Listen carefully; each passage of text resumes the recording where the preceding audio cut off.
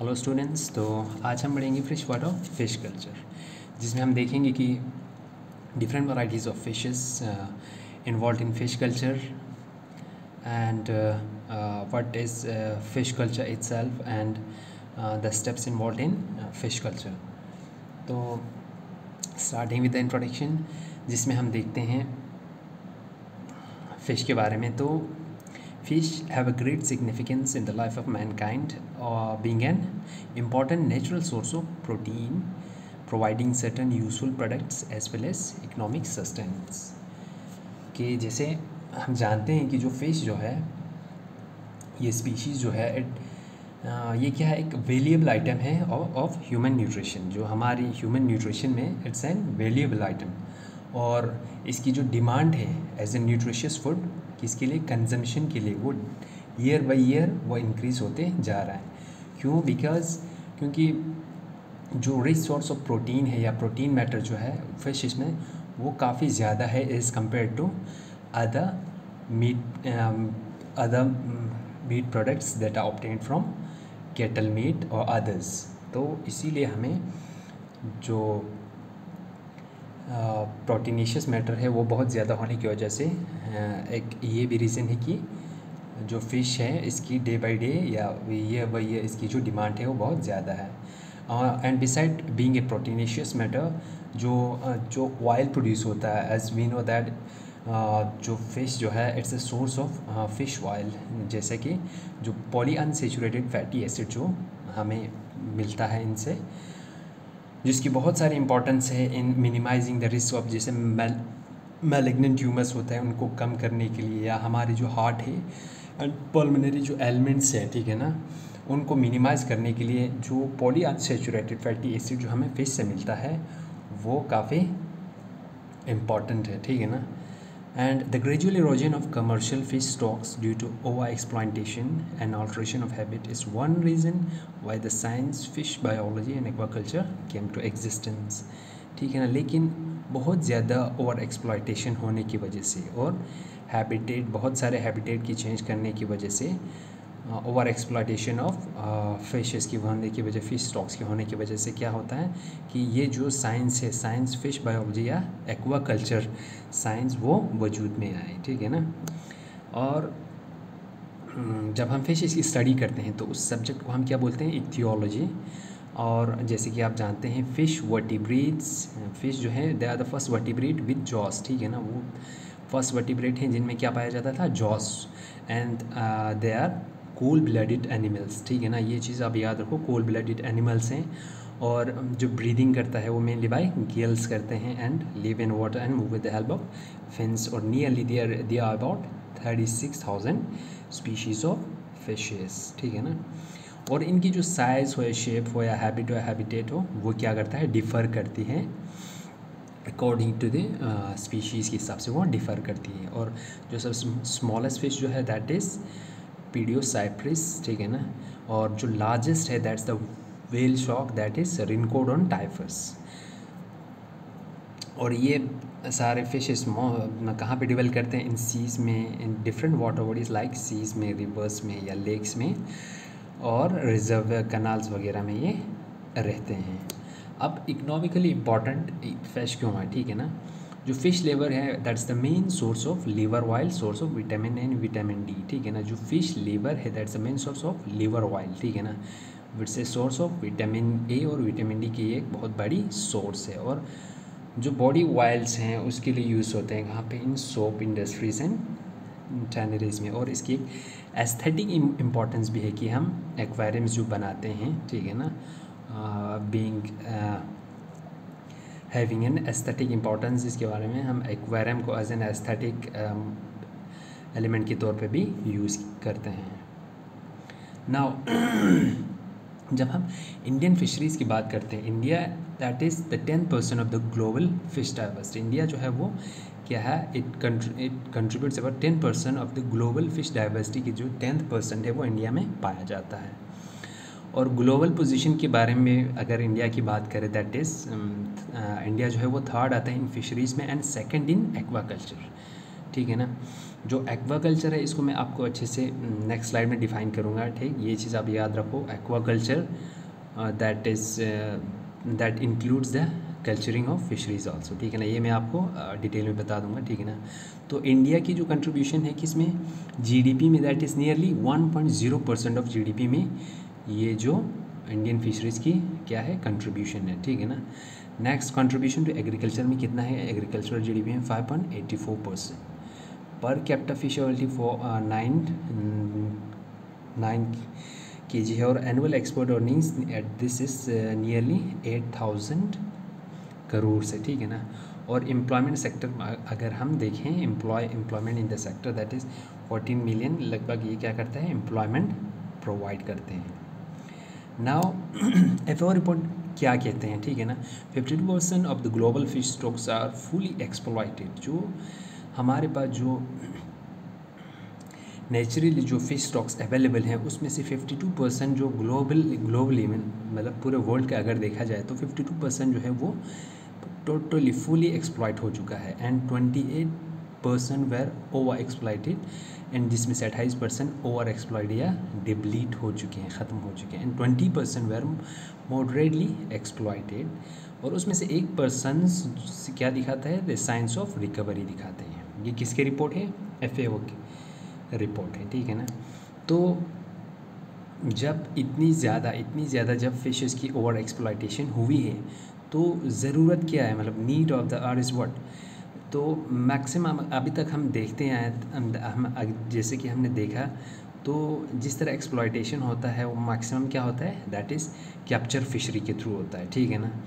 तो need of the is that capture fish से हमें क्या होना चाहिए, जो कलेक्शन ऑफ फिशेस, जो हम फिशिंग जो कंजम्पशन के लिए फ़िश यूज़ करते हैं वो सिर्फ कैप्चर तक ही डिपेंड नहीं होना चाहिए, ठीक है ना। सिर्फ कैप्चरिंग ऑफ फिशेस पे डिपेंड नहीं होना चाहिए, बट वहाँ से हमें शिफ्ट होके कहाँ आना चाहिए, कल्चरिंग ऑफ फिशेस पे भी हमें ध्यान देनी चाहिए। That is the need of the hour, ठीक है ना।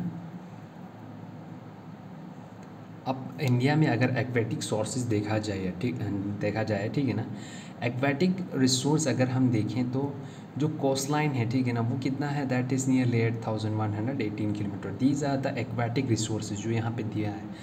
एक्वेटिक रिसोर्स में जो एक्वेटिक बॉडीज है, दैट इज़ हमारे पास कोस्ट लाइन है, ठीक है ना, that is river and canals है, रिजर्वेयर्स, ठीक है ना, या पॉन्ड एंड टैंक्स है, ठीक, ब्रैकिश वाटर एस्चुरीज है। तो ये सारे क्या प्रोवाइड करते हैं, दे provide the source, these are the source of these fish stocks, ठीक है ना, इंडिया में। और उनकी एस्टिमेट्स ये दिए गए हैं कि कितना एक्वाटिक रिसोर्स जो है इंडिया में इन वाटर बॉडीज़ में ये वाटर बॉडीज़ हमें प्रोवाइड करते हैं। सो फिश प्रोडक्शन फैक्ट्स की अगर बात करें तो नियरली अगर प्रोडक्शन पोटेंशियल को देखें या प्रेजेंट फिश प्रोडक्शन जो होता है वो दैट इज़ 9.6 मिलियन टन्स की प्रोडक्शन होता है, ठीक है ना। और प्रोडक्शन पोटेंशियल मैरीन की अलग है और इनलैंड की अलग है। सो ये जो डायग्राम है वो आपको फ़िश प्रोडक्शन की मतलब अभी कितना है उसके बारे में आपको कुछ फैक्ट्स बताते हैं। सो द एक्वाकल्चर, अब ये एक्वाकल्चर को आप थोड़ा इसको भी देखें अच्छे से, दैट एक्वाकल्चर जो है वो क्या है, ठीक है ना। Aquaculture as name indicates, aqua means water, culture means that is culturing. तो हम क्या कह सकते हैं, it is simply the culturing या रियरिंग और फार्मिंग ऑफ एक्वाटिक ऑर्गेनिजम्स, ठीक है ना। फार्मिंग, कल्चरिंग और रियरिंग ऑफ एक्वाटिक ऑर्गेनिजम्स, जिसमें क्या क्या हो सकता है, जैसे फ़िश भी हो सकता है, मोलास्क भी हो सकता है, क्रस्टेशियंस, एक्वाटिक प्लांट्स, कुछ भी हो सकता है, ठीक है ना, अंडर कंट्रोल कंडीशंस में, ठीक। So aquaculture is simply the farming of aquatic organisms, जिसमें हम फिश, मोलास्क जैसे कि मैंने पिछले लेक्चर में आपको जो प्रॉन कल्चर दिया था, क्रस्टेशियंस जो क्रस्टेशियन में लाई करता है, ठीक है ना। सो ये सारे किस में आता है, एक्वाटिक कल्चर में ही आता है, ठीक। तो जो ये एक्वाटिक कल्चर जो है वो क्या करता है, ठीक है ना, ये इसकी क्या है, ये हमारी क्या जो इट इन्हेंस द प्रोडक्शन, जो हमारी प्रोडक्शन है, ठीक है ना, ये प्रोडक्शन को इंक्रीज़ करता है, ठीक।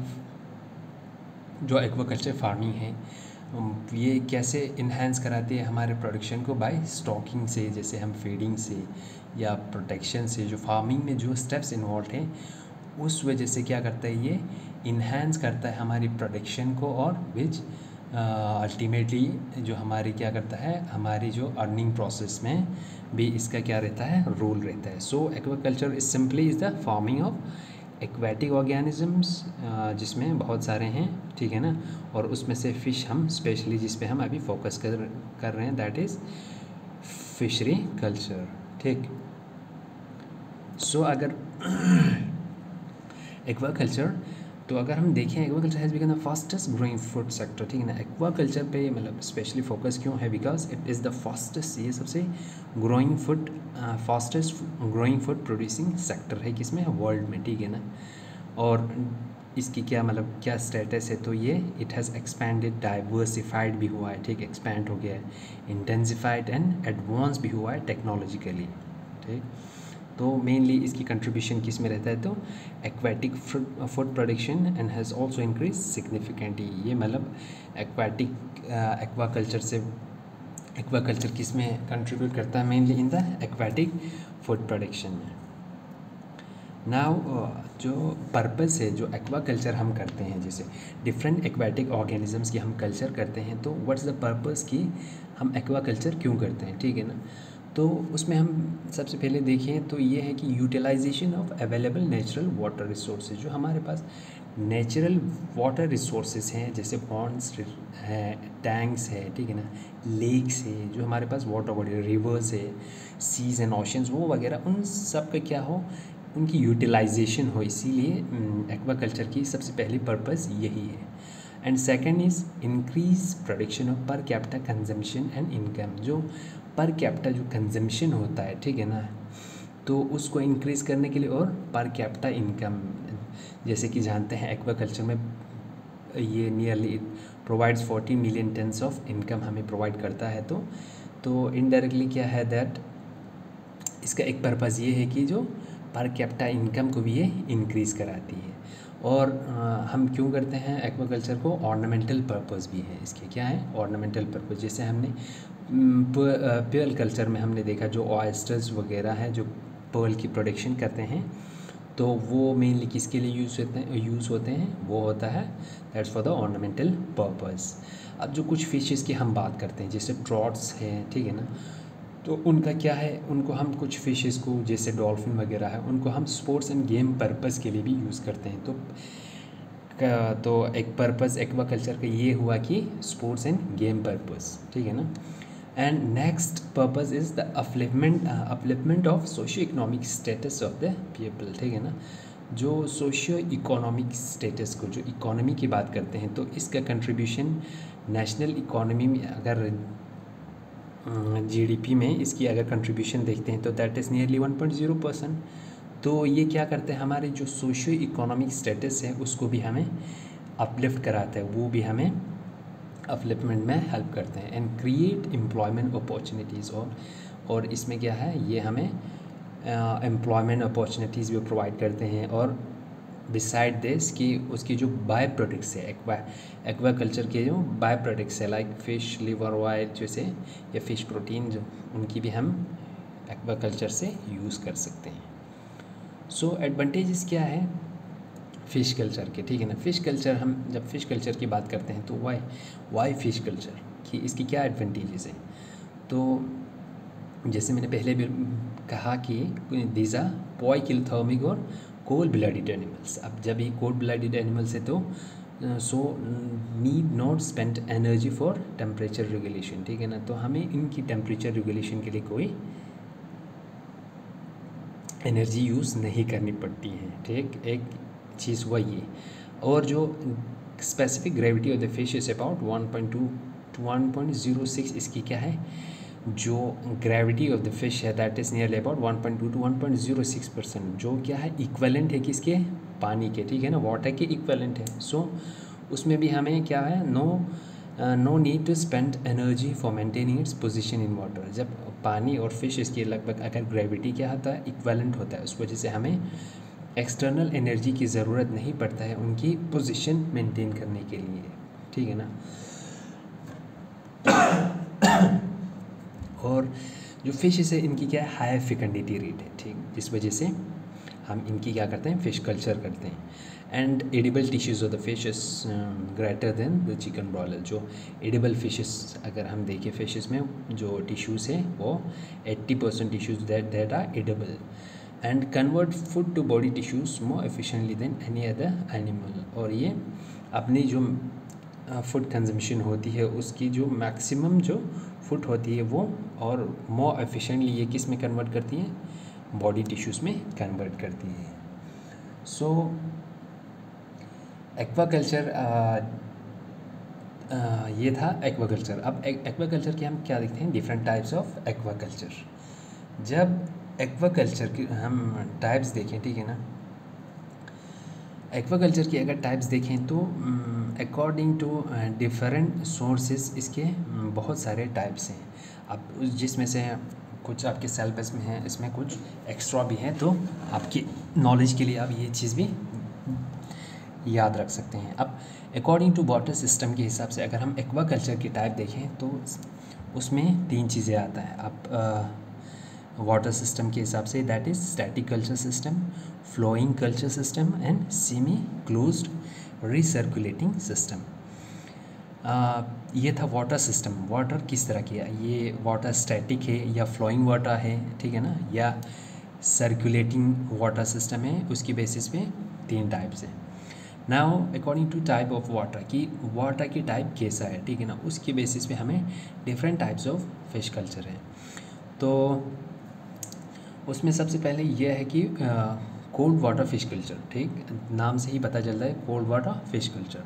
Next is the warm water fish culture and उसके बाद है फ्रेश वाटर फिश कल्चर, जिसमें वाटर क्या हो, फ्रेश वाटर हो। Mariculture fish culture that is culturing of fish along the sea coast, ठीक है ना, जो समंदरी किनारों पे जो फिशिंग होती है that is mariculture. And brackish water culture is fishing in saline water, ठीक है ना, या मैरीन वाटर में जो फिशिंग होती है।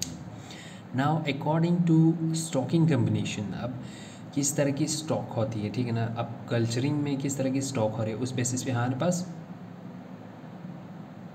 2 टाइप्स है that is monoculture and polyculture, ठीक। मोनोकल्चर में हम क्या करते हैं, mono as the name indicates, monoculture में हम एक ही स्पीशीज़ की, एक ही टाइप की स्पीशीज़ की हम क्या करते हैं, कल्चर करते हैं मोनोकल्चर में, ठीक है ना। जैसे कोई भी एक स्पीशीज़ हो दैट में भी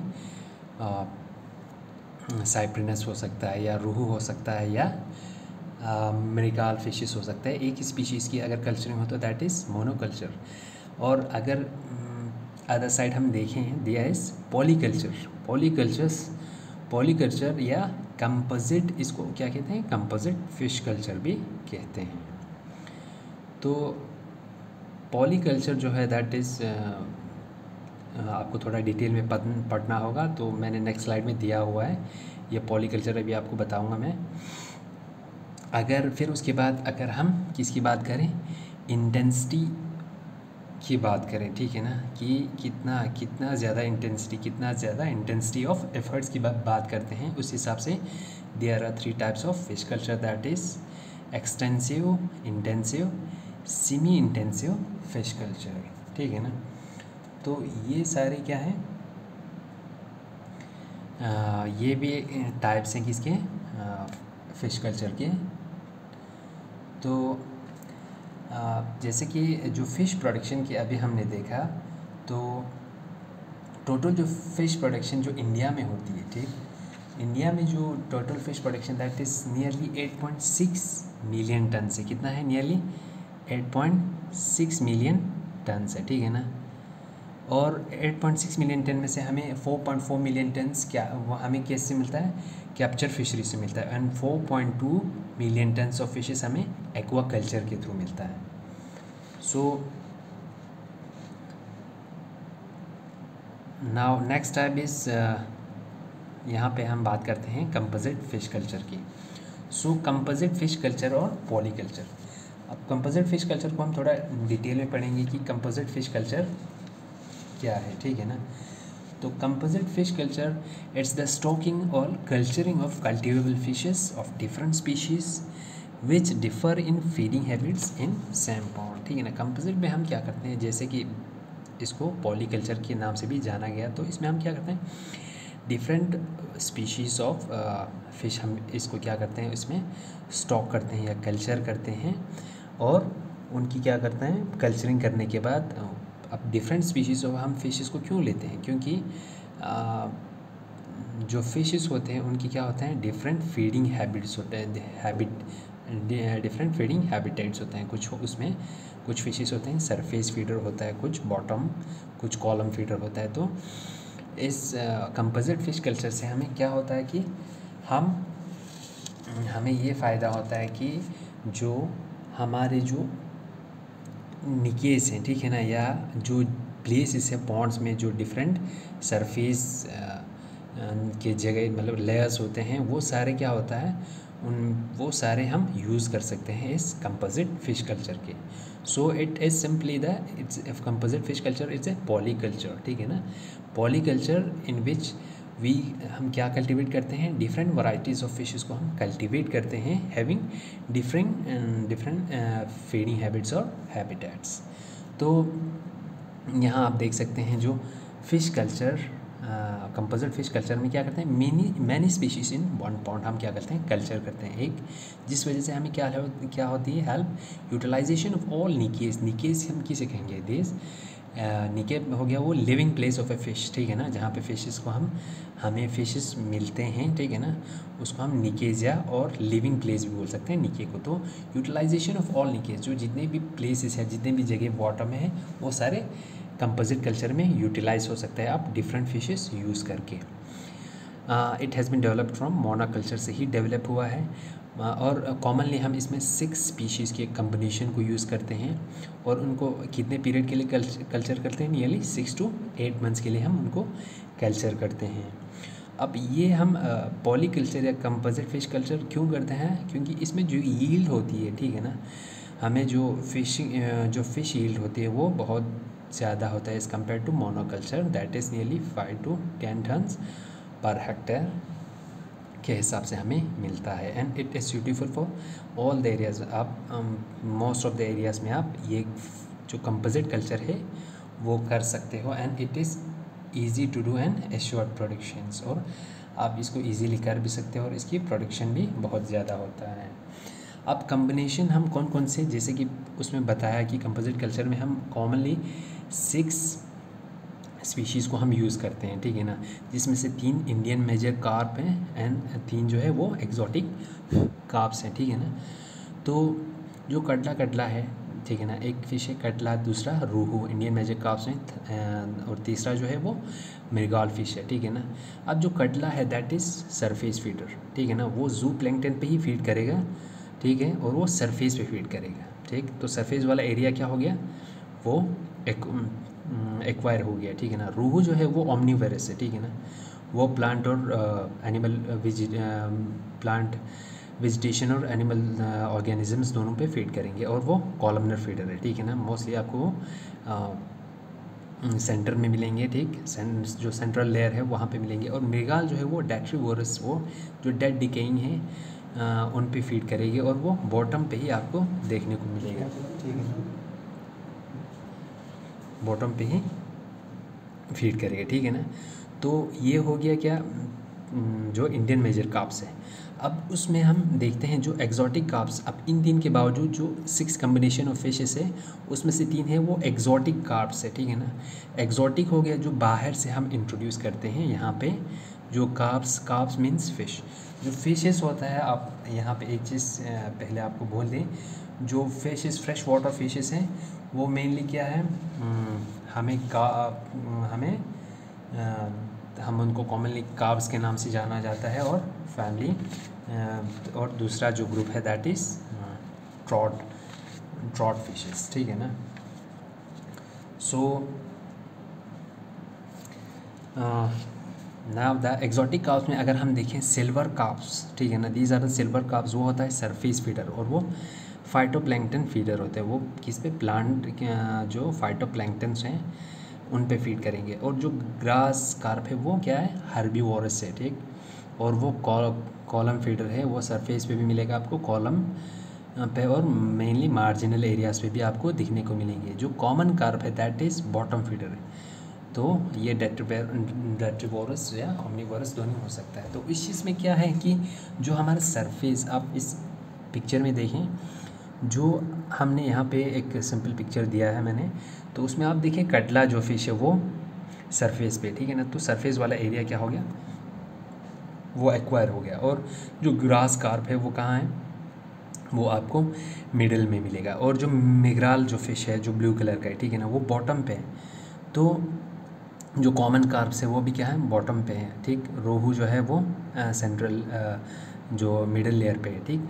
तो हमें जो हमारा वाटर बॉडी है, ठीक है ना, वो हमारा कम्प्लीटली क्या हो गया, एक्वायर हो गया। अब जो जैसे जो आपकी फीड हो, ठीक है ना, इसमें वो कम्प्लीटली वो यूज़ होगा, और जिसकी वजह से क्या होगा, जो आपकी प्रोडक्शन हो, अब जो आप फिशेस, जिस तरह के आपने फिशेस इसमें रखे हैं, तो ये आपकी जो सारे जो प्लेसेस या जगह हैं इस पॉन्ड में, तो वो सारे एक्वायर करेंगे, और all the places will be covered by this fishes. तो हम जो इसमें जो 6 फिशेस जो कॉमनली हमने इसमें यूज़ किया, ठीक है ना, तो हम उसको किस बेसिस पे यूज़ करते हैं, ठीक है ना, हम क्यों जो कटला, रोहू या मैकेरल और ये कॉमन कार्प, ग्रास या सिल्वर कार्प को हम जो यूज़ करते हैं, मतलब इन 6 को हम किस बेसिस पे हम इसको हमने चूज़ किया है, ठीक है ना। तो उसका रीज़न ये हो सकता है, ये है कि जो ये 6 स्पीशीज़ है, ठीक है ना, फिशेस के, ये क्या है, इनकी एक कम्प्लीमेंट्री फीडिंग हैबिट है, ठीक है ना। इनकी जो फीडिंग हैबिट है वो डिफरेंट है, तो आप एक ही वाटर बॉडी में उनको रख सकते हो, ठीक। और वो क्या करेंगे, वो ऑक्यूपाई डिफरेंट इकोलॉजिकल निकेस, जो इकोलॉजिकल जो वहाँ पे जो निकेस हैं या प्लेसेस हैं, वो सारे एक ऑक्यूपाई हो जाएंगे। और जो इनकी साइज़ होता है, इनकी ग्रोथ है ऑलमोस्ट इक्वेलेंट है, और जो उनका जो मार्केटेबल साइज़ है, जो उनकी ग्रोथ है, वो लगभग एक ही टाइम पे अटेन हो जाता है, ठीक। And tolerate each other well, जो ये फिश से इनकी एक और कैरेक्टरिस्टिक है कि ये एक दूसरे को अच्छे से टॉलरेट करते हैं, और एक दूसरे पे ये क्या है, दे आर नॉन प्रेडेटरी, और वे एक दूसरे को ये हार्म भी नहीं करते हैं, ठीक है ना। सो इसीलिए हम मोस्टली इन 6 स्पीशीज़ को हम क्या करते हैं, सेलेक्ट करते हैं for composite fish culture. So next type जो मैंने बताया कि according to their intensive effort कितना यूज़ होता है, उसकी बेसिस पे क्या है, जो फिश कल्चर की 3 टाइप्स है, that is extensive fish culture, intensive fish culture and semi intensive fish culture, ठीक। जो एक्सटेंसिव फिश कल्चर है, जो एक्सटेंसिव, अब ये हाइपर जो इंटेंसिव है इसको आप स्किप करें, ठीक है ना। मेनली आपकी जो सिलेबस बुक में है ये 3 टाइप्स है, दैट इज़ एक्सटेंसिव। एक्सटेंसिव में हम क्या करते हैं, ठीक है ना, ये भी एक टाइप है कि इसकी फ़िश कल्चर के, जिसमें extensive, intensive and semi intensive fish culture है।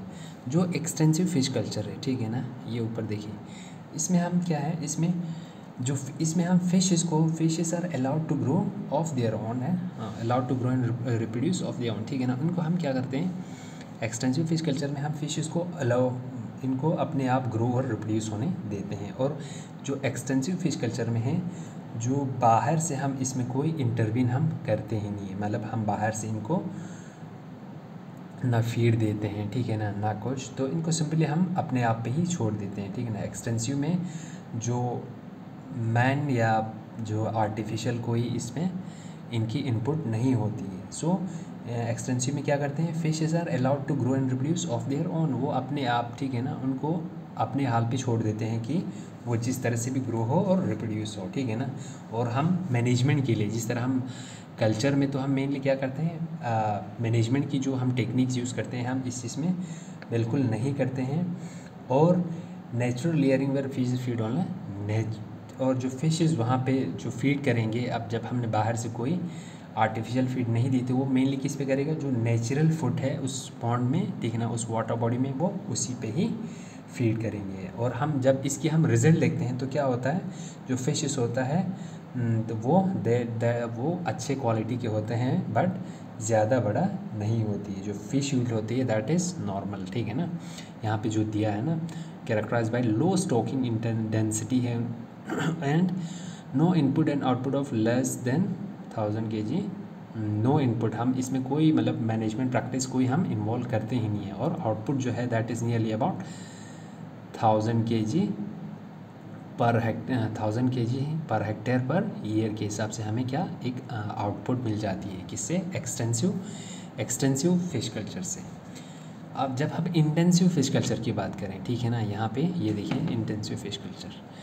जब हम इंटेंसिव फिश कल्चर की बात करते हैं तो इसमें क्या है, इसमें हम क्या करते हैं, ठीक है ना, इंटेंसिव में हम intensive fish characters by high stocking density, हम मेनली किस चीज़ की फोकस करते हैं कि जो फ़िश की क्या है स्टॉकिंग है हम बहुत ज़्यादा करते हैं। और हमारे फ़िश कल्चर में मेन एम क्या रहता है कि जो फ़िश यील्ड को हम क्या करें, मैक्सिमाइज़ करें, ठीक है ना, यील्ड को हम मैक्सिमाइज़ करें। और उसमें हम क्या करते हैं, ये बिल्कुल अपोजिट है कि इसके एक्सटेंसिव के, हम इसमें प्रॉपर मैनेजमेंट करते हैं, ठीक है ना, इंटेंसिव फील्ड में प्रॉपर मैनेजमेंट भी करते हैं, ठीक। और जिससे हमें क्या हो सकती है, हमें जो फ़िश यील्ड है वो मैक्सिमम होती है। और इसमें जो फिशेस है हम उसको आर्टिफिशियल फूड भी प्रोवाइड करते हैं। एंड और जो पॉन्ड की प्रोडक्टिविटी है, जब आर्टिफिशियल फूड यहाँ से किया, एक तो हमने इनको आर्टिफिशियल फूड दी और ऊपर से जो पॉन्ड की प्रोडक्शन है हम उसको भी इंक्रीज़ करते हैं। मींस जो प्रॉपर मैनेजमेंट टेक्निक्स हम यूज़ करते हैं किसमें, इंटेंसिव में, जिसकी वजह से क्या है, जो cost of production is generally high with yield about 10,000 kg पर है। और इसमें जो हम प्रोडक्शन की जब बात करते हैं वो कंपैरेटिव टू एक्सटेंसिव, इसकी जो प्रोडक्शन है वो उनसे ज़्यादा होती है, ठीक। और जब उसमें जब हम बात करें सेमी इंटेंसिव फिश कल्चर की, जब हम बात करते हैं दैट इज़ दिस, जब सेमी इंटेंसिव की हम बात करते हैं तो इसमें क्या है, हम क्या करते हैं, इसमें हम फिशेस को ग्रो कराते हैं ऑन नेचुरल फूड भी, और पार्टली हम उनको सप्लीमेंट करते हैं विद आर्टिफिशियल फीड। मतलब सेमी इंटेंसिव में हम एक्सटेंसिव और इंटेंसिव दोनों मेथड को यूज़ करते हैं कि मतलब उनको हम नेचुरल फूड पे भी फीड करवाते हैं और जो आर्टिफिशियल फीड है उनको भी हम सप्लीमेंट, आर्टिफिशियल फीड भी हम उनको सप्लीमेंट देते हैं, ठीक है ना। So this was another type that was extensive, intensive and semi intensive fish culture. ये आप थोड़ा डिफरेंस देखें तो देखिए, जो एक्सटेंसिव एक्वाकल्चर है उसमें क्या है, उसमें जो इनपुट है बिल्कुल नहीं है, दैट इज़ लो, ठीक है ना। और इंटेंसिव में क्या है, जो अगर हम प्रॉपर मैनेजमेंट की बात करते हैं वो बहुत ज़्यादा होता है। और जो सेल्फ सफिशिएंसी की बात करें तो एक्सटेंसिव जो है वो एक क्लोज सिस्टम है, ठीक है ना। उन बाहर से मतलब हम कोई एक्सटर्नल फीड या एक्सटर्नली हम कोई मैनेजमेंट प्रैक्टिस को हम उसमें इन्वॉल्व नहीं करते हैं, तो that is a close system. While as जो इंटेंसिव कल्चर है वो बिल्कुल एक ओपन सिस्टम है, ठीक। तो इसमें एक्सटेंसिव में स्पीशीज़ हम सेवरल लेते हैं और इंटेंसिव में एक ही स्पीशीज़ लेते हैं। एनर्जी इनपुट जो है एक्सटेंसिव में बिल्कुल लो है या नील है, ठीक है ना। और इंटेंसिव में वो जो हम एनर्जी इनपुट है वो दैट इज़ वेरी हाई। और इकोनॉमी की जब बात करते हैं एक्सटेंसिव में that is subsistence and intensive की बात करें तो दैट इज़ कैपिटल इंटेंसिव, ठीक है ना। सो अब इसमें एक और टाइप है according to the cultured group. अगर जब हम इंटीग्रेटेड कल्चर करते हैं, ठीक है ना, फिशेस का किसी क्रॉप्स के साथ में या किसी और ऑर्गेनिज्म के साथ में, एनिमल हस्बेंड्री के साथ में, तो उसकी बेसिस पे क्या है एक्वाकल्चर के और भी टाइप्स है, that is fin fish culture या शेल फिश कल्चर या फ्रॉग कल्चर, सीवीड कल्चर। तो इनमें हम कल्चर करते हैं फ़िश को किसके साथ में, सीवीड के साथ में या फ्रॉग के साथ में, या शेल फिशेस वगैरह हैं उनके साथ में। Now according to special culture system की बेसिस पे अगर देखें तो कल्चर सिस्टम की क्या है 4 टाइप्स है, दैट इज़ केज कल्चर है, जब केजेस में हो, पेन कल्चर हो, जब पेन की यूज़ हो, ठीक है ना, नेट्स जो रॉड के साथ बनते होते हैं, या sewage fed culture, fish culture हो, और स्ट्रिंग कल्चर। और these are the diagrams of commonly used fishes, ठीक है ना। जब हम क्या देखते हैं, जब एक्वाकल्चर की हम क्या करें, क्या देखें, जब कि इसकी जब हम परसेंटेज देखते हैं कि ये टोटल फूड फिश सप्लाई किस तरह का एक स्टेटस बनाता है, तो हमें देखने को क्या मिलता है कि आप देखें 1994 से 1999 तक gradually there is increase in the food fish supply, ठीक है ना, एक्वाकल्चर में। और 2030 तक एस्टिमेट करके जब हम देखते हैं वो 1999 में दैट इज़ नियरली 25%, और 2030 तक एस्टिमेट ये किया जा सकता है कि जो फूड फिश सप्लाई जो है वो 25 से 50% इसकी क्या होगी, fish feed supply bye aquaculture से 50% जो फिश सप्लाई होगी वो एक्वाकल्चर करेगी। तो एक्वाकल्चर या एक्वाकल्चर की जो प्रोडक्ट्स हैं उनकी हमें ज़रूरत क्यों होता है, why we focus on aquaculture और इट्स एक्वाकल्चर प्रोडक्ट्स। सबसे पहले तो क्या है, हेल्थ कॉन्शियसनेस, जिसकी वजह से हम किस पे, एक्वाकल्चर पे फोकस करते हैं, as it contains the proteins या माइक्रोन्यूट्रिएंट्स जो एसेंशियल है वो हमें क्या मोस्टली फिशेस से या बाकी एक्वेटिक ऑर्गेनिज्म से मिलते हैं। बीइंग हेल्थ कॉन्शियस, तो हम एक्वाटिक प्रोडक्ट्स पे या एक्वाकल्चर पे हम फोकस करते हैं। और इसमें आप ये चीज़ देखिए, 2 फिश मील्स पर वीक, अगर वीकली हम क्या 2 फिश मील खाएं, ठीक है ना, 2 फिश मील अगर हम वीकली खाएं तो हमारी जो मॉर्टेलिटी है फ्रॉम हार्ट प्रॉब्लम्स, जो हमारी जो हार्ट प्रॉब्लम्स है उसको ये 50% क्या करता है, कम कर देता है, अगर आप हफ्ते में 2 फिश मील खाओ। एंड जो फ़िश है, जानते हैं कि आप ओमेगा 3 फैटी एसिड का एक सोर्स है, तो ये आपकी जो हार्ट डिजीज़ है उनको भी क्या करते हैं, कम करते हैं। अगर नेक्स्टली जो एक रेगुलर अगर आपकी रूटीन बन जाता है रेगुलर फ़िश कंजम्पशन की, तो आपकी जो कोलोन कैंसर होता है वो 50% कम हो जाता है। So it's an important source of nutrients, ठीक है ना। एंड ये क्या है, it may also act as a medicine for the various diseases that causes the mortality, और उनको वो क्या कर सकता है, ऑलमोस्ट 50% तक अपने एक शेड्यूल के हिसाब से ले तो वो मॉर्टेलिटी रेट को कम कर सकते हैं। जो फिशेस है वो एफिशिएंट क्यों है, बिकॉज एफिशिएंट इसलिए है क्योंकि, ठीक है ना, जो फिशेस की या फ़िश कल्चर है या फ़िश जो है वो इतना एफिशिएंट क्यों है, ठीक है ना, क्योंकि जो इसकी प्रोडक्शन है वो बहुत ज़्यादा है और हम इसकी एक सस्टेनेबल प्रोडक्शन कर सकते हैं। और इसकी क्या है, जो फ़िश कल्चर या फिशेस की less fluctuation in shortfall in catch due to seasonal. अब जो फ़िश की जो फ़िश कलेक्शन होता है या, ठीक है ना, वो क्या रहता है, सीजनल रहता है, उस वजह से वो उसकी जो शॉर्टफॉल है उसके चांसेस बहुत कम है, ठीक है ना। और ये क्या करता है, better production efficiency of fish protein, जो प्रोटीन की प्रोडक्शन को देखें तो it the fish has a better production efficiency, ठीक है ना। और next improved water quality for irrigation purpose के लिए भी जब इंटीग्रेटेड अगर फार्मिंग की जाए, ठीक है ना, इंटीग्रेटेड फिश फार्मिंग, तो उस केसेस में हमें क्या मिलता है, इम्प्रूव्ड वाटर क्वालिटी मिलता है फॉर इरिगेशन पर्पस के लिए और एग्रीकल्चरल पर्पस के लिए। सो फिशेस आर एफिशिएंट, हम ये कह सकते हैं, ठीक है ना। Now what are the steps that are involve in fish culture. अब फ़िश कल्चर में कौन सा, अब जो फ़िश कल्चर है यार, हम फ़िश कल्चर में क्या करते हैं, that is simply the rearing और the culture of the fishes for commercial purpose, that is fish culture.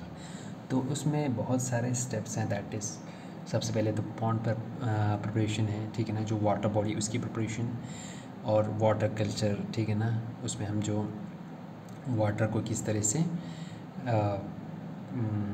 Manage करें, ठीक है ना, उसकी कल्चरिंग कैसे करें, ठीक, या स्टॉकिंग ऑफ फिशेस कैसे करें, और फीडिंग मैनेजमेंट जब एक बार स्टॉकिंग हो जाता है उसके बाद उसकी मैनेजमेंट हम कैसे करेंगे, और water quality management and last में फिर हम उसमें क्या करते हैं, सैम्पलिंग करते हैं और हार्वेस्टिंग करते हैं। सो सबसे पहले एक सक्सेसफुल रिक्वायरमेंट के लिए क्या है, एक सक्सेसफुल फ़िश कल्चर के लिए क्या रिक्वायरमेंट्स होता है, ठीक है ना, एक अच्छे साइट का होना इम्पॉर्टेंट है, ठीक, जो सीडलिंग्स हो मीन्स जो जुवेनाइल फिशेस हो, जो छोटे छोटे फिशेस हो, that should be of quality seedlings, ठीक है ना, और गुड वाटर क्वालिटी भी अच्छी होनी चाहिए, appropriate feeds and feeding management, ठीक है ना, जो फीड्स उनको देते हैं वो बिल्कुल अप्रोप्रिएट होना चाहिए, और जो मैनेजमेंट जो है फीडिंग वो भी अप्रोप्रिएट होना चाहिए with good handling skills and intelligent and industrious farmer, ठीक है ना, एक जो उनको मैनेज करते हैं, जो उन चीज़ों को देखते हैं, should be an intelligent and industrious farmer होना चाहिए, जो उन चीज़ों को अच्छे से देखें। तो जो पॉन्ड की हम सिलेक्शन करते हैं, जो पॉन्ड में हम कल्चर करते हैं, ठीक है ना, व्हाट आर द रिक्वायरमेंट्स की जो वाटर बॉडीज़ है उसकी कंडीशंस है, कुछ कंडीशंस होते हैं, ठीक है ना, तो वो कैसी होनी चाहिए, ठीक, वाटर में। तो हम जब देखें दैट इज़ जब पॉन्ड कल्चर करते हैं तो जो पॉन्ड की एरिया हो, देयर आर सर्टेन कंडीशंस की जो हमें फुलफ़िल करना चाहिए फॉर कल्चरिंग ऑफ फिशेस। तो एरिया नियरली कितना होना चाहिए, 0.2 to 0.5 हेक्टेयर एरिया होना चाहिए। एरिया की भी एक सर्टेन कंडीशंस होता है। वाटर डेप्थ जो होता है वो नियरली अबाउट 1.1 to 2.5 मीटर होना चाहिए, उससे ज़्यादा नहीं। फिर उसके बाद जब एक बार हमने पॉन्ड को क्या किया, बनाया, ठीक है ना, तो उसको क्या करना चाहिए, अच्छे से सन ड्राइंग करानी चाहिए। क्यों सन ड्राइंग किस लिए कराएं, तो eliminate the wheat and the unwanted fishes. जब आपने स्टॉकिंग करना हो, ठीक है ना, कल्चरिंग करना हो, तो उस पॉन्ड में प्रेजेंस ऑफ चांसेस ये है कि वहाँ पे आपको वीड्स भी मिले, ठीक है ना, क्योंकि वीड प्रोडक्शन तो वो आपको हर जगह मिलती है। और जो फिशेस हैं, अनवांटेड फिशेस हैं, या इंसेक्ट्स भी हो सकते हैं, जो प्रीडेटर्स हो सकते हैं ना, तो वो सारे क्या हम उनको रिमूव करना चाहिए। वो हम कैसे करते हैं, सन ड्राइंग के थ्रू हम उनको रिमूव करते हैं, ठीक है ना। सो एक रेयरिंग पीरियड हम किसे कहेंगे, it's the time required to raise the fish from fingerling stage to market size. एक जब फिश एक फिंगरलिंग स्टेज होता है उसके मार्केट साइज तक जब उसकी एक टाइम पीरियड की रिक्वायरमेंट होती है to attain the market size, तो उस स्टेज को हम क्या बोलेंगे, रेयरिंग पीरियड कहेंगे, ठीक है ना। तो उसकी भी कुछ कंडीशंस है, क्लाइमेट पे या कल्चरल मेथड्स जिन पे ये क्या करता है, डिपेंड करता है, मैनेजमेंट ऑफ मार्केट डिमांड।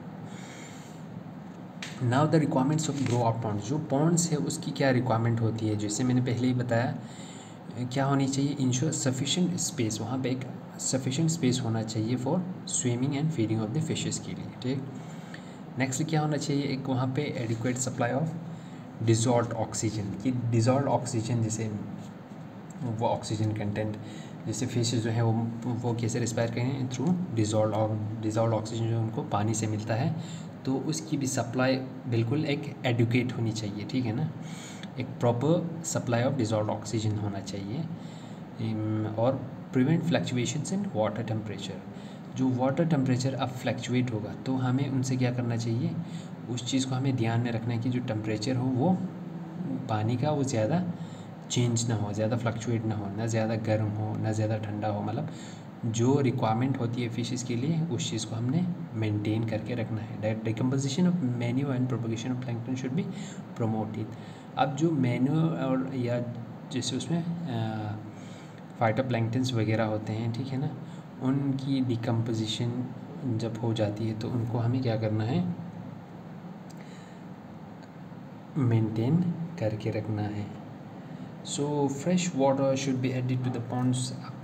जब एक बार आपने जो वाटर बॉडी या पॉन्ड को, जैसे आप इमेज में देख सकते हो, जब ये आपकी जो पॉन्ड या वाटर बॉडी जब आप तैयार करते हो, ठीक है ना, तो हमें उसकी जो कंडीशंस है कि क्या एबायोटिक फैक्टर्स होनी चाहिए, उन सब का हमें ध्यान रखना है। जैसे फ्रेश वाटर हमें क्या करना है, वो हमें डेली बेसिस पे हमें वो चेंज करना है या ऐड करना है, ठीक है ना। क्यों?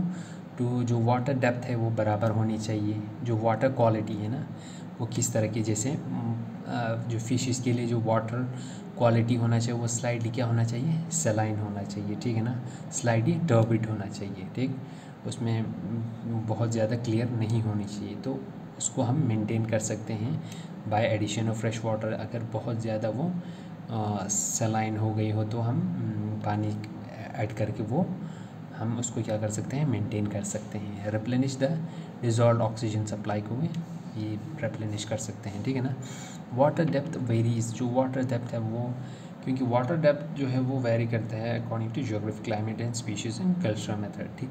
सो these are the abiotic factors. जो एबायोटिक फैक्टर्स हैं, जो एरिया है उनका ध्यान रखना है, जो वाटर की जो कंडीशंस है, जो टेम्परेचर है, ठीक है ना, इसका पीएच कितना होना चाहिए, डिजॉल्व ऑक्सीजन जैसे पीएच मेनली 5.6 to 8.5 होना चाहिए, या डिजॉल्व ऑक्सीजन की जब हम बात करते हैं दैट शुड बी नियरली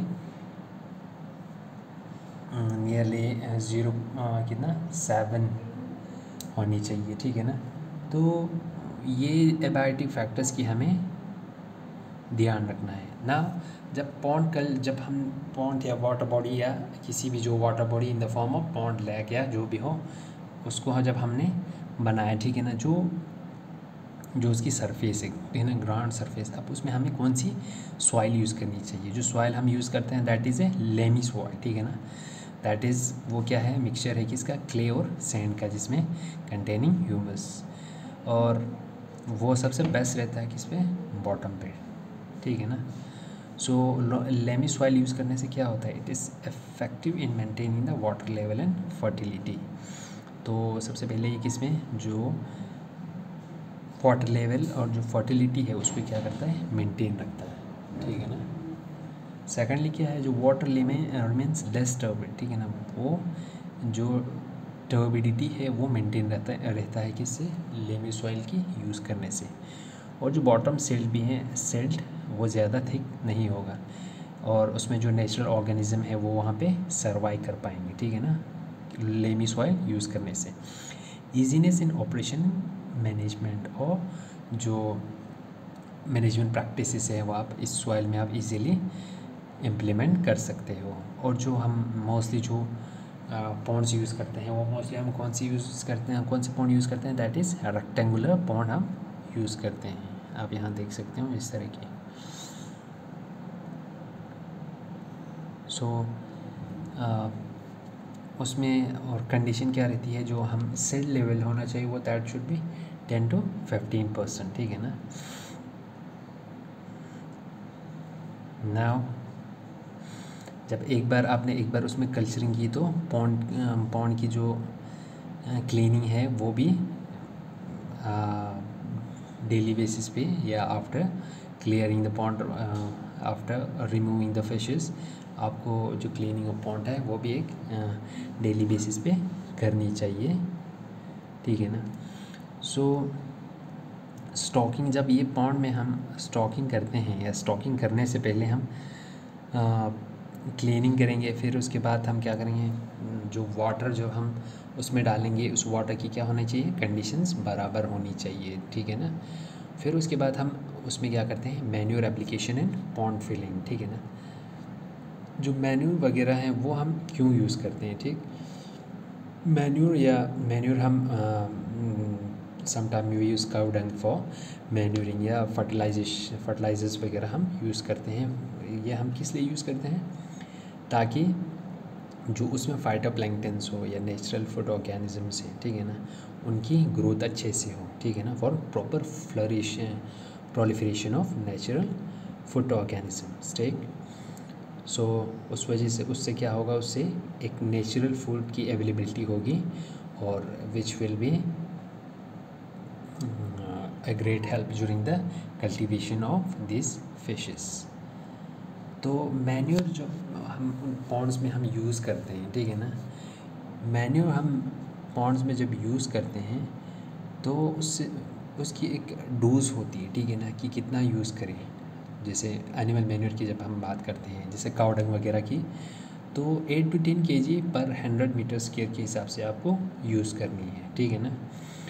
और उसको स्प्रेड किया इवनली, उसको अच्छे से स्प्रेड करना है कि बॉटम पे, और beside the remaining water and expose to sun for several days. उसको अच्छे से बॉटम पे आपने क्या किया, स्प्रेड किया। फिर उसके बाद उसको हम क्या करते हैं, सन ड्राइंग करते हैं, उसको एक्सपोज करते हैं। एक्सपोज उसको हम ऐसे खुला छोड़ते हैं सन ड्राइंग के लिए, ठीक। सन ड्राइंग हम यहाँ पे क्यों करते हैं, क्योंकि जो उसमें वीड्स वगैरह हो, ठीक है ना, जो पैरासाइट्स हो, ठीक, तो ये सन ड्राइंग आप किस में हेल्प करेगा, उनकी रिमूवल में, और removing of those parasites and predators जो उसमें हैं, उसकी रिमूवल में आपको क्या करेंगे, हेल्प करेंगे।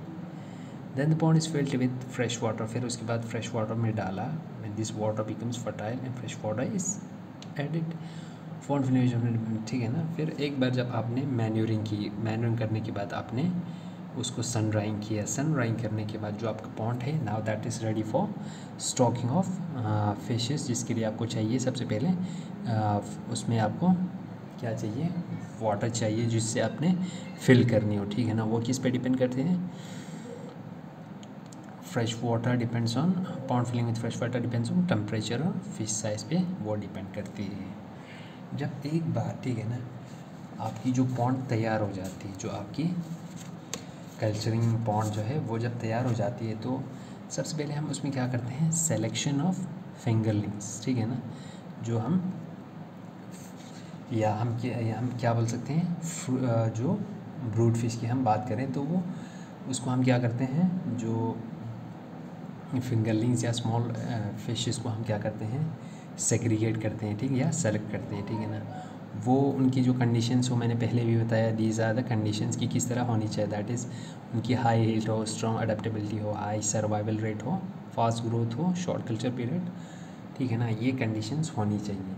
जब एक बार, ठीक है ना, और उसकी जो क्राइटेरिया हैं, ठीक है ना, जो फिंगरलिंग्स के या जो फ़िश के जो आप यूज़ करते हो कल्चरल के लिए, उसका जो फिज़िक होना चाहिए वो स्ट्रॉन्ग हेल्दी होना चाहिए, नॉर्मल शेप्ड होना चाहिए, साइज़ भी यूनिफॉर्म होना चाहिए, वो ऑलमोस्ट सारे एक ही एज के होना चाहिए, और वेट जो है नियरली 1 to 2 kg होनी चाहिए।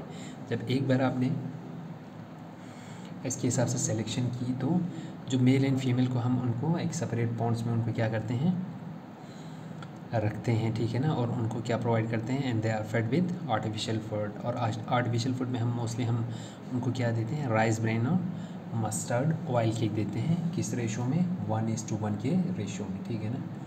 तो जो हम सेग्रीगेशन करते हैं, हम मोस्टली कब करते हैं, हम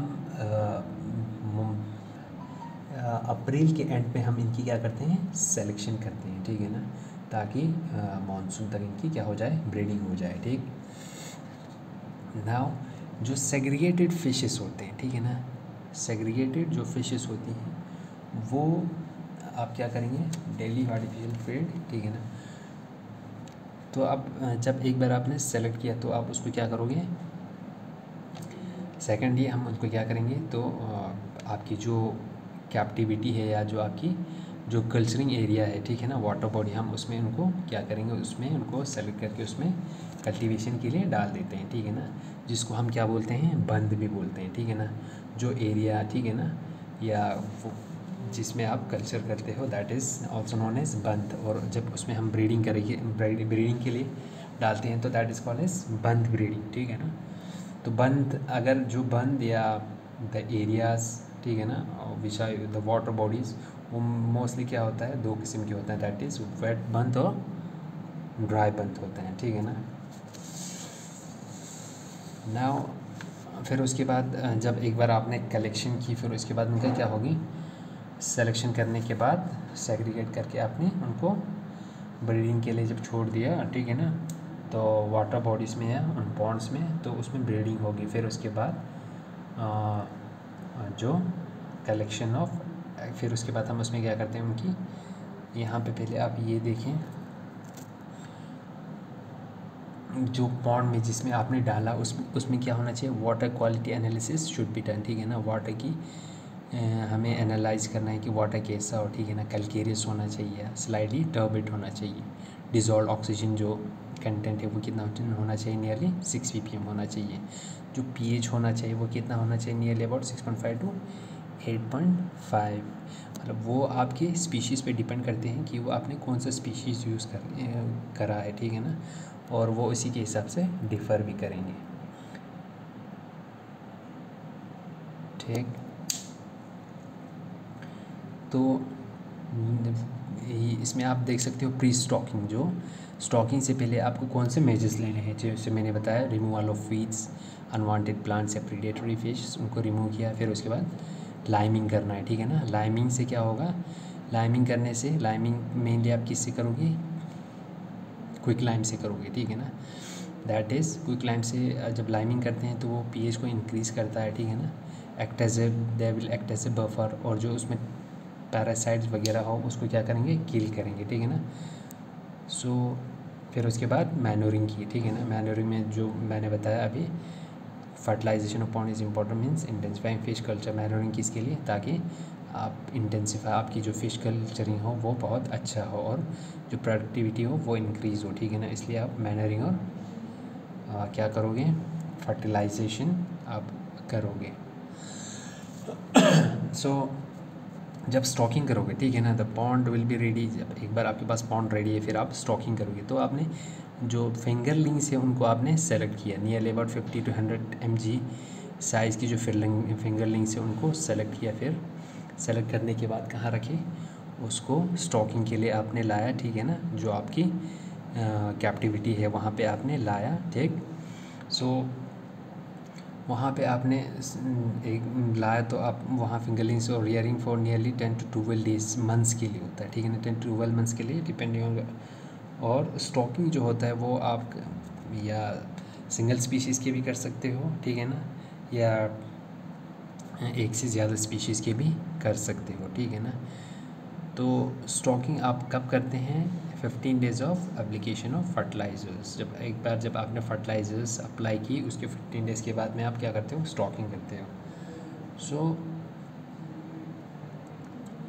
यहाँ पे आप ये चीज़ देखें तो जब आपने सिलेक्शन करके लाया, ठीक है ना, ठीक, तो आपने उसको कहाँ, ब्रीडिंग बंस में डालें, ठीक। ब्रीडिंग बंस में डालने के बाद वहाँ पे क्या होगा, एक लेइंग होगा, ठीक है ना। एक लेइंग के बाद जो हैचिंग वगैरह होगा, hatching for maximize hatching rate, ठीक है ना। जो हैचिंग वगैरह होता है, हैचिंग के लिए आपके पास क्या है, स्पेशल इंक्यूबेटर्स डिज़ाइन होते हैं, ठीक है ना। जो इंक्यूबेटर्स हैं नियरली वो मोस्टली क्या होता है, सॉफ्ट प्लास्टिक शीट के होते हैं या फाइबर ग्लास शीट की, जहाँ पे आप क्या कराते हो, एग्स की क्या कराते हो, हैचिंग कराते हैं, ठीक है ना। सो जब एक बार वहाँ पे आपने हैचिंग कराई, हैचिंग कराने के बाद वहाँ से क्या डेवलप होगा, लार्वा डेवलप होगा, ठीक। जो लार्वे डेवलप होंगे, ठीक है ना, वो क्या होता है, जो लार्वे डेवलप होंगे, जो लार्वा डेवलप होने के 2-3 दिन के बाद, ठीक है ना, द लार्वा स्टार्ट फीडिंग, वो क्या करता है, वो फीड करना शुरू करेगा एक्सोजिनस फीड पे, ठीक है ना। तो पहले जो लार्वे, हैचिंग के बाद जो लार्वा डेवलप होता है वो क्या होता है, बिल्कुल इनएक्टिव होता है, ठीक। इनएक्टिव होता है तो नियरली 3 दिन के बाद क्या हो जाए, वो धीरे धीरे अपना जो माउथ ओपनिंग है उसको क्या कर लेता है, वो फंक्शनल हो जाता है और वो बाहर की जो एक्सोजिनस फूड होता है उन पे फीड करना शुरू करता है। उससे पहले जब जो एक्सोजिनस, जब वो माउथ ओपनिंग होता नहीं था वो, तो उस टाइम पे वो किस पे फीड करेंगे, जो यॉक सैक उनके पास जो यॉक सैक रहता है वो उसी पे ही फीड करते हैं, ठीक है ना। तो फिर उसके बाद जब लार्वे डेवलप हुआ तो आपने जो पॉन्ड्स, जो आपके पॉन्ड्स है वो नर्सरी पॉन्ड भी हो सकता है, ठीक है ना, ठीक है ना। जो स्टॉकिंग से पहले जो जब आप उनको लाएंगे तो वो आपकी नर्सरी पॉन्ड्स भी हो सकता है, ठीक है ना, या रेयरिंग पॉन्ड्स भी हो सकता है, ठीक है ना। तो रेयरिंग पॉन्ड्स में आप नर्सरी पॉन्ड्स में आप जो लार्वे से क्या, जो लार्वे से जो आपकी जो फ्राइज़ होते हैं उस स्टेज तक डेवलप होंगे। और जो रेयरिंग पॉन्ड्स में फ्राई से जो फिंगरलिंग्स बनते हैं या फिंगरलिंग से जो अडल्ट स्टेज तक पहुंचते हैं, तो वो किस में, रेयरिंग पॉन्ड्स में होगा। सो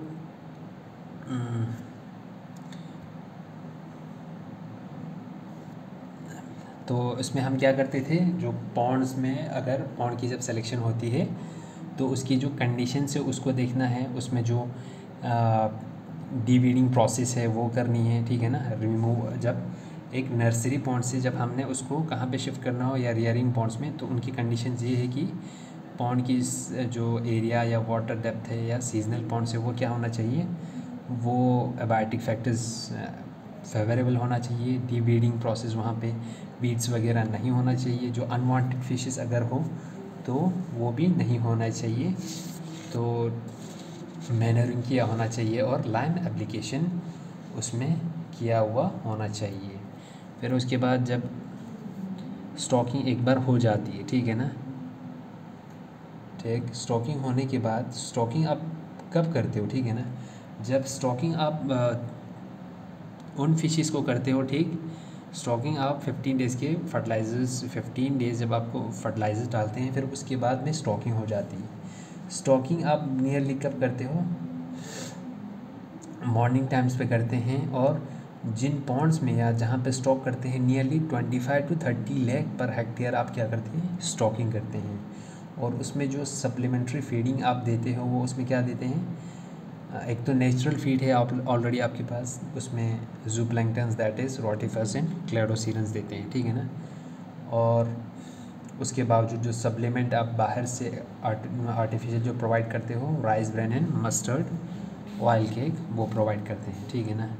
ये आप यहाँ पे देख सकते हो, food is available naturally in the pond, ठीक है ना। एक तो नेचुरल पॉन्ड पे वो फीड करेंगे, ठीक, स्टॉकिंग करने के बाद। और जो एडिशनल आप फीड दोगे that will be the mixture of rice bran and oil cake in the ratio of 1:1 होनी चाहिए, ठीक है ना। फीडिंग रेट आप कितनी होना चाहिए, that is 5 to 6% of the body weight होना चाहिए up to 500 gram size of fish. And फिर पहले आपको 5 to 6% के हिसाब से देना है बॉडी वेट के, फिर धीरे धीरे क्या करना है, उसको रिड्यूस करना है, that is nearly 3.5% of the body fat के हिसाब से आपने देना है। मैन्यूरिंग आपने स्टॉकिंग से पहले करना है, ठीक।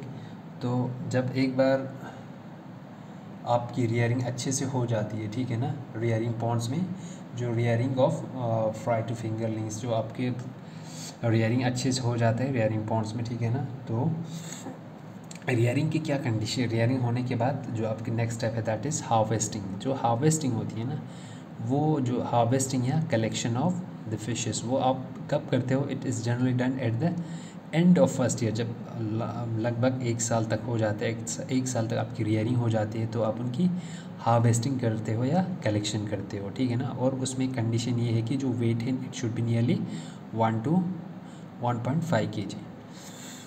तो जब intensive curve culture for 1 year yields about 2000 kg per hectare, अगर इंटेंसिव कर्व कल्चर करें 1 साल के लिए तो उसकी यील्ड लगभग कितना होता है, 2000 kg पर हेक्टेयर के हिसाब से होती है, ठीक है ना। और हार्वेस्टिंग हम कैसे करते हैं, बाय पार्शियल डीवाटरिंग और रिपीटेड नेटिंग। या तो हम क्या करेंगे, डीवाटरिंग करेंगे, जो हमारे वाटर बॉडीज है उनकी डीवाटरिंग करेंगे, या रिपीटेड नेटिंग के थ्रू हम उनकी हार्वेस्टिंग करते हैं। जो हार्वेस्टिंग इक्विपमेंट है उसमें हम नेट्स या ट्रैप्स की भी यूज़ करते हैं, ठीक है ना। So this is all about the fish culture and it's all about today's topic. Thank you very much.